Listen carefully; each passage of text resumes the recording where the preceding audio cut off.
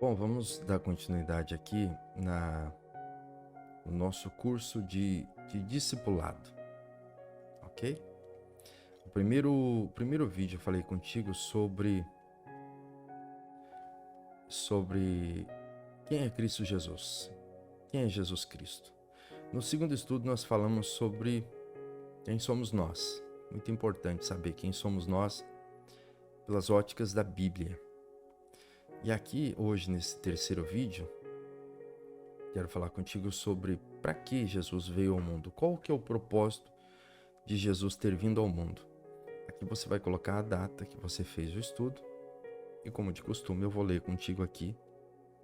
Vou passar rapidinho. É claro que é importante que você leia os textos que são mencionados aqui e você mesmo tente descobrir o que o texto fala e coloque aqui. Não siga simplesmente aquilo que eu falo aqui, tá bom? Ore, peça a Deus para que Deus possa iluminar a sua mente, seu coração, para você poder entender a palavra dele. É muito importante você ler e não simplesmente seguir aquilo que eu estou falando aqui, tá bom? Você pode pegar as referências bíblicas, acompanhar, tentar compreender elas. É muito importante você fazer esse exercício diário, todos os dias. Ler a palavra do Senhor, pedir iluminação do Espírito Santo de Deus e tentar responder com as suas palavras, não seguir aquilo que eu estou falando aqui. Por que eu estou fazendo esses vídeos aqui? Para te ajudar a você ter uma compreensão melhor das Escrituras, mas não para te dar a resposta pronta. É muito importante que você faça esse exercício todos os dias, ler, tentar compreender e responder, porque isso vai fazer com que você aprenda mais. O ato de você ler a palavra de Deus e escrever, com as suas palavras a resposta, isso vai ajudar você a fixar melhor o conteúdo, tá bom? Então você vai colocar a data aqui nesse estudo número 3, para que Jesus veio ao mundo. Em nossos encontros anteriores, nosso estudo das Escrituras nos mostrou que Jesus é o Filho de Deus, o Messias, o Salvador do mundo. Uma das coisas mais extraordinárias que a Bíblia nos revela acerca de Jesus é que ele sempre existiu.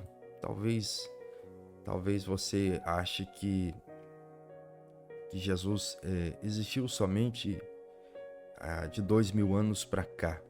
Mas é importante você entender que Jesus sempre existiu.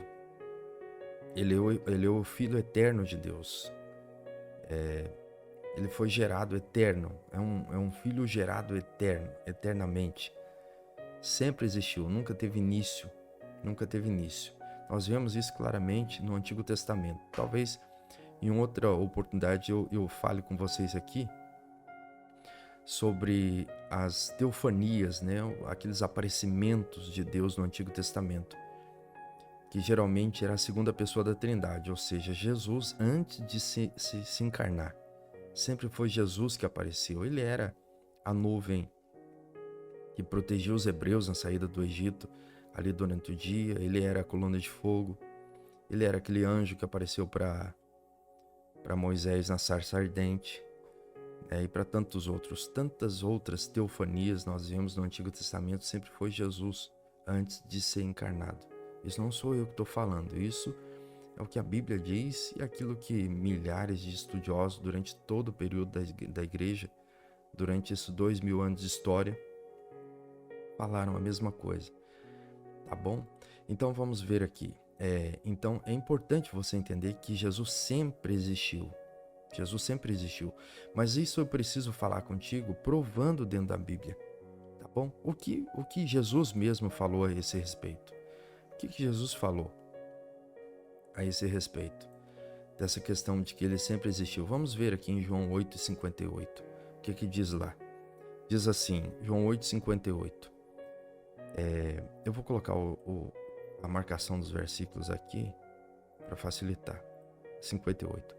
Respondeu-lhe Jesus: em verdade eu vos digo, antes que Abraão existisse, eu sou.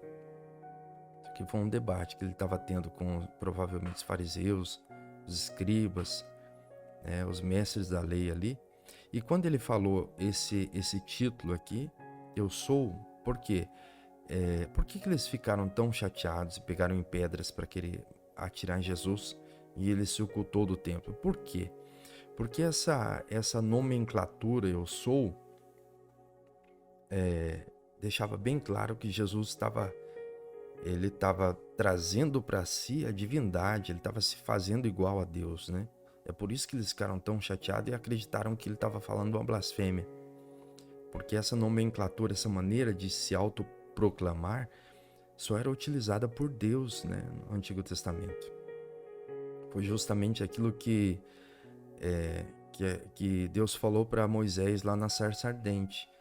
Quando Moisés falou assim: Senhor, mas o que eu vou falar lá no Egito quando eu chegar lá? O que eu vou dizer? Quem que é o Senhor? Porque os egípcios, eles têm lá muitos deuses, mas quando eu chegar lá, o que eu digo que o Senhor é? E aí Deus fala para Moisés na sarça ardente, fala assim: olha, eu sou. Diga lá que eu sou te enviou. Então, quando Jesus fala que antes que Abraão existisse, eu sou, eles entenderam que Jesus estava se fazendo igual a Deus, né? Então, aqui, o importante de você compreender aqui é que ele mesmo, né? Ele mesmo disse, o que Jesus disse a respeito de si mesmo com relação ao tempo, com relação à sua existência. É difícil compreender isso aí, porque quando a gente fala da eternidade, né, fica meio complicado, porque a gente está acostumado a viver dentro do tempo, né? Eu não consigo ir nem para amanhã e nem voltar para ontem. Eu estou preso aqui no tempo.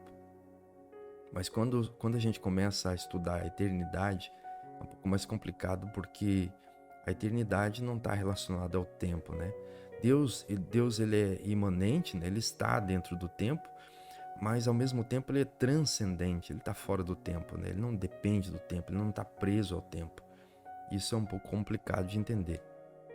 Tem muitas coisas que a gente vai compreender, talvez só na eternidade, quando estiver com Cristo para sempre, novos céus, nova terra, ou talvez nem lá a gente consiga compreender, porque a gente sabe que tem coisas de Deus que a gente nunca vai conseguir exaurir, entender Deus completamente, nem mesmo nos céus, nova terra, a gente vai compreender Deus na sua totalidade. Então aqui o importante é você entender que Jesus sempre existiu. Ele mesmo falou, antes que Abraão existisse, eu sou. Eles falaram assim, mas você tem 30 anos, você tem 30 e poucos anos, como que você pode dizer que antes de Abraão existisse, você já existia? Mas Jesus estava falando a respeito da sua eternidade. Ele é o Filho eterno de Deus. Tá bom? Vamos ver aqui também em João capítulo 1, versículo 2. João capítulo 1, versículo 2. Ele estava no princípio com Deus. Ele estava no princípio com Deus. O versículo 1 fala aqui que no princípio era o verbo, ou seja, Jesus, né? No princípio era o verbo, e o verbo estava com Deus. E o verbo era Deus. Ele estava no princípio com Deus. Todas as coisas foram feitas por intermédio dele, e sem ele nada que foi feito se fez. É importante você entender a divindade de Cristo e você entender a eternidade de Cristo, a eternidade de Jesus. Ele era o verbo.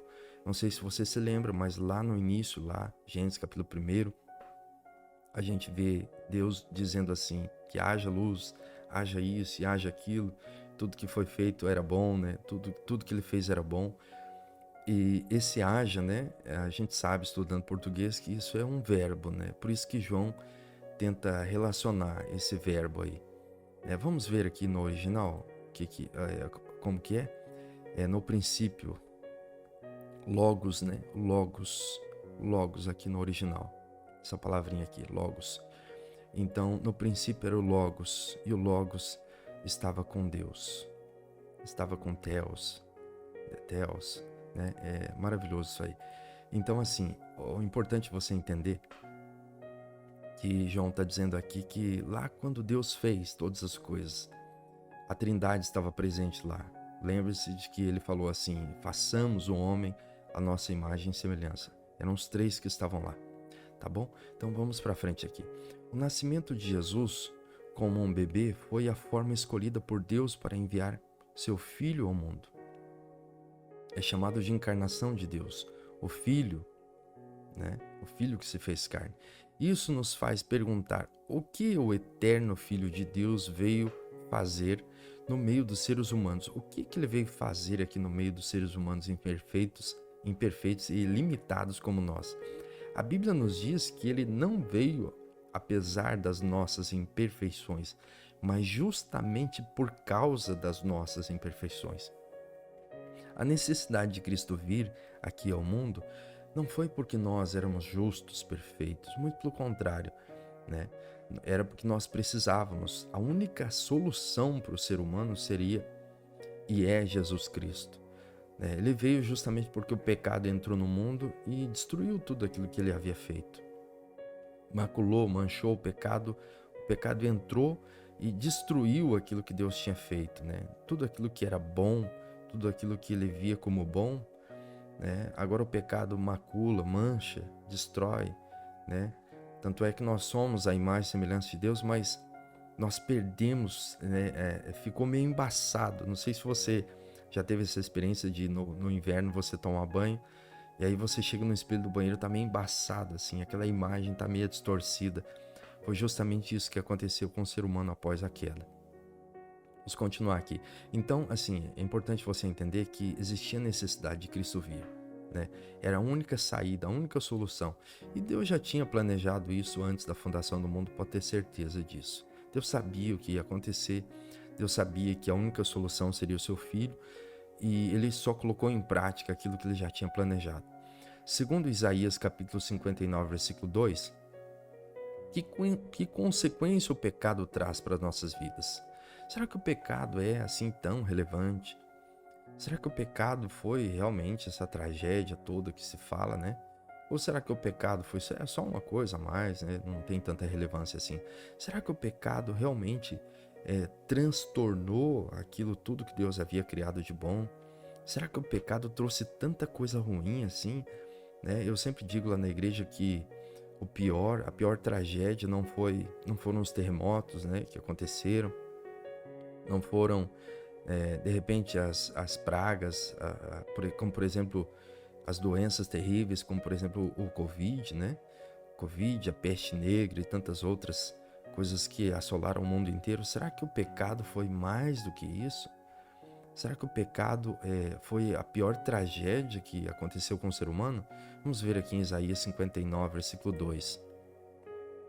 Mas as vossas iniquidades fazem separação entre vós e o vosso Deus, e os vossos pecados encobrem o seu rosto de vós, para que vós não ouça. Terrível, né? Que coisa triste, né? As nossas iniquidades fazem separação entre nós e Deus, né? Aquilo que Deus havia criado, por exemplo, Deus criou o homem para ter um relacionamento com ele. No Jardim do Éden, Deus via pela viração do dia, vinha todos os dias, né? Para ter aquela comunhão com Adão ali, conversar com Adão, ter aquela comunhão, aquela proximidade.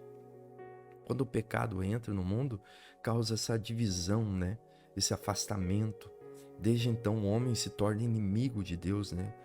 Efésios capítulo 2 fala que nós somos inimigos. Deixa eu colocar para vocês aqui, não é um intuito aqui me prolongar muito, mas deixa eu colocar para você aqui, só para você, Efésios capítulo 2, versículo 1. Olha o que aconteceu, né? Ele vos deu vida, né? É importante eu entender que ele nos deu vida. Ele, né? Deus nos deu vida. Como que isso aconteceu? Estando vós mortos em vossos delitos, ofensa e pecado. Então, quando o pecado entrou no mundo, ele cumpriu o seu propósito. Qual que era o propósito do pecado? Qual que é a paga do pecado? Qual que é o salário do pecado? É a morte. Então, quando o pecado entra no mundo, ele mata o ser humano, tanto espiritualmente quanto fisicamente. O ser humano, ele morre, né? Todos nós morremos, né? Todos nós recebemos a paga do pecado. Então é importante você entender isso. Quem que começou o projeto? Ele, Deus. Deus nos deu vida, né? Houve uma transformação, a regeneração, quando você se converteu. Estando vós mortos, o estado do ser humano morto, Morto no quê? Morto nos delitos e pecados, nos quais andaste outrora, segundo o curso desse mundo, segundo o príncipe da potestade do ar, o espírito que agora atua nos filhos da desobediência, entre os quais todos nós andávamos outrora, segundo as inclinações da nossa carne, fazendo a vontade da carne e dos pensamentos. Aqui é muito importante, ó. Éramos por natureza filhos da ira. Éramos por natureza filhos da ira, como também os demais. Mas Deus, sendo rico em misericórdia, tá vendo?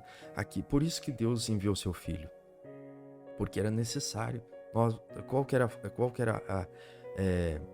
era o estado do ser humano? Morto, né? Precisava ele vir e dar o quê? Vida para o ser humano. Mortos no quê? Delitos e pecados. Nós sempre fomos inclinados, a carne sempre foi inclinada para o mal, sempre fazendo a vontade da carne, dos pensamentos, e éramos por natureza filho da ira. Então, quando nós nascemos já com isso. Por natureza, nós somos filhos da ira de Deus, inimigos de Deus por natureza, né? Mas Deus, sendo rico em misericórdia, por causa do grande amor com que nos amou, estando nós mortos em nossos delitos, nos deu vida. Ele nos deu vida. Tem muita gente que pensa que se dá vida, né? Que consegue se salvar. Não. Aqui, Efésios capítulo 2 fala que Ele nos deu vida juntamente com Cristo. Pela graça sois salvos. Pela graça nós somos salvos. Então, voltando aqui, onde nós estávamos aqui, né? Saí um pouquinho, mas no mesmo assunto. Isaías 59, versículo 2 fala que os nossos pecados causam divisão entre nós e Deus. Os nossos pecados fazem com que Deus encubra o seu rosto, né? Deus encobre o seu rosto de nós, porque Deus não pode suportar. Deus não tem a mínima comunhão com o pecado. A única maneira de nós voltarmos a estarmos com Cristo é através de Cristo, porque Cristo, ele quebra essa barreira de divisão. A inimizade que existia entre nós e Deus foi quebrada por intermédio de Cristo, por intermédio da obra de Cristo na cruz do Calvário. Tá bom? Eu não quero me alongar muito aqui, né, para não deixar o vídeo muito comprido. Então, em primeiro lugar aqui, segundo Isaías 59, 2, fala que a consequência do pecado foi justamente esse afastamento que nós tivemos de Deus, né? Esse encobrimento do rosto de Deus para não ver aquilo que acontecia, né? Entendeu? Então, assim, em segundo lugar aqui, Romanos capítulo 6, e versículo 23. O salário do pecado é a morte, mas o dom gratuito de Deus é vida eterna em Cristo Jesus, nosso Senhor. Aquilo que eu falei, né? Essa é a consequência do pecado, né? A morte. A morte entrou no mundo por intermédio do pecado. Todos nós morremos. Essa é a paga do pecado, né? Esse é o pagamento, esse é o salário do pecado, é a morte. Por isso a necessidade de Cristo vir ao mundo. Tá bom? Aqui no segundo tópico, na segunda questão, está dizendo assim: leia Romanos 3:10 e o versículo 23 também e responda: alguém pode escapar dessas consequências do pecado? Tem como me ver livre? Tem como sair, me esconder, sabe? Tentar achar um meio, uma forma de fugir, escapar dessas consequências? Tem como? Tem como? Romanos 3:10 diz assim: como está escrito, não há justo nenhum sequer. Não há justo nenhum sequer. Não tem como. Porque eu não tenho justiça própria. Eu não tenho justiça inerente. A minha justiça, ela é falha. Ela é manchada pelo pecado. Não existe a possibilidade de eu me achegar até Deus por intermédio da minha justiça. Então eu preciso de uma justiça externa. Então aqui a pergunta diz assim: alguém pode escapar das consequências do pecado? Não tem como escapar. Por quê? Porque eu não tenho justiça, porque eu não sou justo. Não há justo nenhum sequer. Não há justo nenhum sequer. Eu não tenho justiça própria. Como assim, pastor? Justiça própria? Não estou entendendo. Vou explicar para você. Mais ou menos assim, se eu pudesse, se o pecado não tivesse entrado no mundo, eu teria justiça própria. Não teria necessidade de Cristo vir ao mundo. Entendeu? Eu poderia chegar diante de Deus, não tenho pecado, sou justo, né? Não pequei, nunca pequei, não sei o que é isso. Eu poderia chegar diante de Deus, né? Sem problema nenhum. Agora, quando o pecado entra no mundo, a minha justiça ela é maculada pelo pecado, ela é manchada. Eu não tenho uma justiça. É mais ou menos assim, eu vou tentar exemplificar para você entender melhor. Eu sempre tento usar exemplos assim bem fortes para que você possa compreender. E até me perdoe de usar esse tipo de exemplo. Mas, por exemplo, assim, uma pessoa que cometeu um crime hediondo, eu não vou falar aqui o crime por causa... eu tô gravando pro YouTube e isso pode bloquear o meu vídeo aqui. Mas, por exemplo, uma pessoa... Tenta imaginar aí um crime hediondo. Uma pessoa que faz um mal terrível para uma criança, por exemplo. Né? E ele é preso por isso, e ele agora está diante de um juiz, sentado no banco dos réus, né?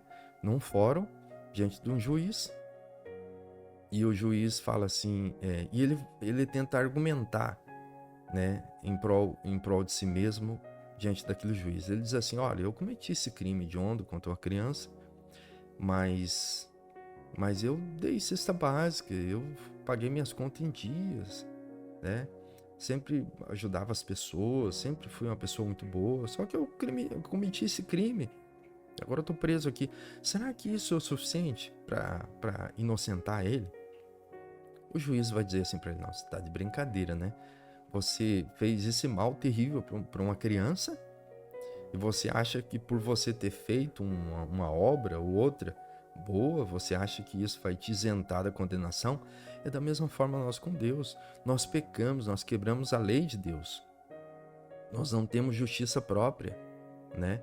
Então não tem como eu escapar da consequência desse crime, né? É condenação, no certo, né? Não existe a possibilidade de escapar.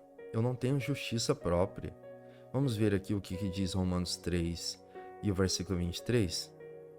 Pois todos pecaram, né? Não tem um que não peque. Todos pecaram e carecem da glória de Deus. Entendeu? Então, alguém pode escapar da consequência do pecado? Não. Por quê? Por que não pode? O que você vai escrever aqui? Porque nós não temos justiça própria. Porque nós não podemos nos justificar diante de um tribunal de Deus, diante do juiz de toda a terra. Não tem como eu me justificar e dizer assim, Senhor, tá certo que eu quebrei a tua lei muitas e muitas e muitas vezes desde que eu nasci, mas assim, eu ajudei a velhinha a atravessar a rua lá. Eu parei na faixa de pedestre. Deus vai dizer assim, não. Não tem como eu me justificar diante de Deus. Por quê? Porque Deus é santo, Deus é puro. Né? Os nossos pecados causam divisão entre nós e Ele. Foi necessário Jesus vir e quebrar essa barreira que existia entre nós e Deus. Então, como que eu posso chegar diante de Deus?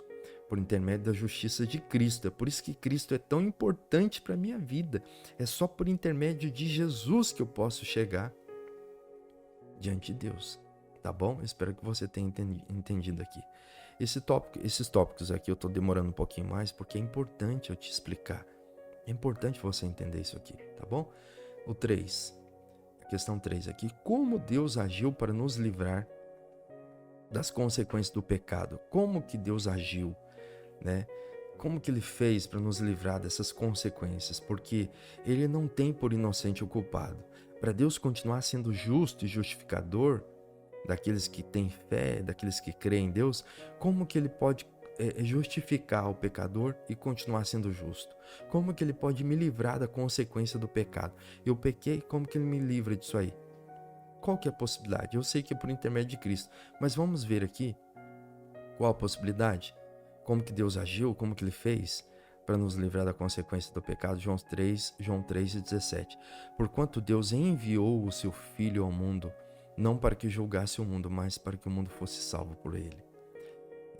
Como que Ele fez? Como que Deus agiu? Ele mandou seu Filho. Romanos 5 e 18. Pois assim como por uma só ofensa veio juízo sobre todos os homens para condenação, assim também por um só ato de justiça veio a graça sobre todos os homens para a justificação que dá a vida. Então é mais ou menos assim. Como que Deus agiu para nos livrar da consequência, ele mandou seu filho. E com o envio do seu filho, por um só ato de justiça, ele conseguiu justificar e dar vida para aqueles que creem nele. Tá bom? É isso que você vai escrever aqui embaixo. Vamos para frente, correr um pouquinho aqui por causa do tempo. No 4, tópico 4. Conforme João 3,16, o que motivou Deus a agir em nosso favor? Qual foi a motivação de Deus? O que motivou o coração de Deus? Vamos ver? Porque Deus amou o mundo de tal maneira. O amor motivou Deus. O amor que Ele mesmo tem. Um amor inerente do seu ser, que motivou Ele a entregar seu Filho unigênito, para que todo aquele que nele crê não pereça, mas tenha a vida eterna. Então o amor é a motivação. O amor é a motivação maior que Deus teve por nós, né? Esse amor grandioso, que é um amor assim, que aqui João fala assim, de tal maneira. É uma coisa assim tão inexplicável, uma coisa que não tem palavras para explicar. Aí ele fala assim que Deus amou o mundo de tal maneira. A impressão que eu tenho é que João não conseguiu expressar, né? Não tem como expressar esse amor em palavras. Então o que motivou Deus foi o seu amor, tá bom? É isso que você vai escrever aqui. No 5. Através da sua morte na cruz, o que Jesus tomou sobre si? Através da morte na sua cruz, o que ele tomou sobre si? Vamos ler 1 Pedro 2,24. Carregando ele mesmo em seu corpo, sobre o madeiro, os nossos pecados, para que nós, mortos para os pecados, vivamos para a justiça. Por suas chagas, fosse sarados. Dá só uma licencinha, deixa eu só beber uma água. Então, voltando aqui, o que ele levou sobre si? O que Jesus tomou sobre si na cruz do Calvário? Ele tomou sobre si o quê? Os nossos pecados. Houve uma troca. Os nossos pecados foram lançados sobre Cristo e a justiça de Cristo foi lançada sobre nós, seus filhos, aqueles que creem em Jesus. Olha só o que diz aqui. Carregando ele mesmo em seu corpo sobre o madeiro os nossos pecados, para que nós, olha a substituição que aconteceu, os nossos pecados foram lançados sobre ele, para que nós, mortos para os pecados, vivamos para a justiça. Então a justiça de Cristo foi lançada sobre nós. Agora nós vivemos para a justiça, né? Isso é maravilhoso. Por suas chagas nós fomos sarados. Tá bom? Vamos continuar aqui, vamos dar continuidade aqui. No 6, né, que nós paramos, é o 6, isso. Aquela barreira que nos separava de Deus, Isaías 59:2, foi removida pela morte de Cristo em nosso lugar. Aquela barreira lembra que eu falei para você que tinha uma barreira que nos separava de Deus, né? Uma inimizade que nós tínhamos com Deus, um distanciamento, porque os nossos pecados causam esse distanciamento com Deus. Essa barreira foi removida pela morte de Cristo em nosso lugar. Vamos ver aqui Isaías 59:2. Isaías 59:2. Mas as nossas iniquidades fazem separação entre vós e o vosso Deus. É aquilo que eu já tinha lido para vocês, tá bom? Essa divisão, tá bom? O que 1 Pedro 3:18 diz que Jesus faz por nós? O que ele faz por nós através da sua morte? O que ele fez? O que ele faz? Aqui está dizendo que ele faz, né, no presente. 1 Pedro 3:18. O que ele faz por nós? Vamos ver? 1 Pedro 3:18. Pois também Cristo morreu uma única vez pelos pecados, o justo pelos injustos, olha o propósito aqui, o que ele faz por nós? Para conduzir-vos a Deus. Conduzir-vos a Deus. Então, ele morreu para quê? Para nos conduzir para Deus. Lembra, né? Isaías 59:2 fala que teve um distanciamento, né? Os nossos pecados causam esse distanciamento, essa divisão entre nós e Deus, essa inimizade entre nós e Deus. 1 Pedro 3:18 fala que ele morreu uma única vez pelos pecados, o justo pelos injustos. Para quê? Qual foi o propósito disso? Para nos aproximar de Deus, para nos conduzir a Deus. Aí ele fala aqui, morto, sim, na carne, né? Jesus, né? Morto sim na carne, mas vivificado no Espírito.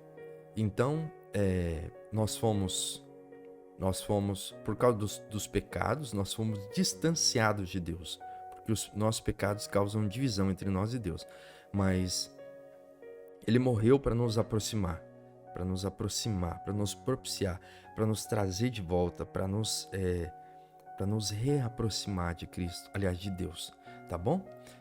Além de nos livrar da consequência do pecado, Jesus faz uma promessa maravilhosa em João 6:40. Vamos ver que promessa que é essa? João 6:40.